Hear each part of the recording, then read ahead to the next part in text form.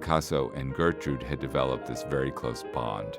They were about the same age, and they were both young and ambitious foreigners in Paris, and there was something about that condition and characteristic that created an instant bond between the two of them. He immediately asked Gertrude to sit for him so that he could paint her portrait. August 1906. Picasso finished the portrait as we now see it. He showed it to Gertrude.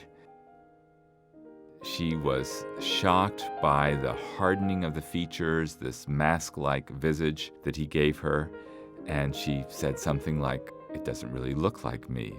And he famously replied, "Don't worry, it will." It was through the Steins that Picasso and Matisse met one another, and all sorts of things were put in play as a result.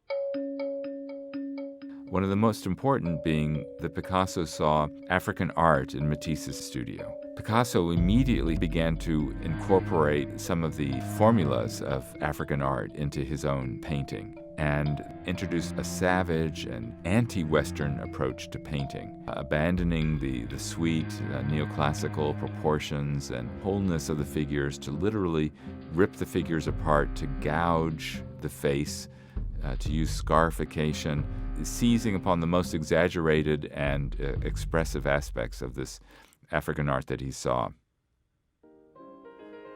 Gertrude tried to use elements that she saw in Picasso's work, almost cut out the words in her mind and reassemble them into new, unexpected, and sometimes unintelligible combinations to create cubist poetry.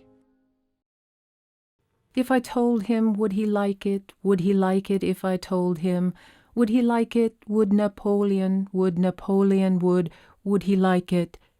If Napoleon, if I told him, if Napoleon. Would he like it if I told him, if Napoleon? Would he like it if Napoleon?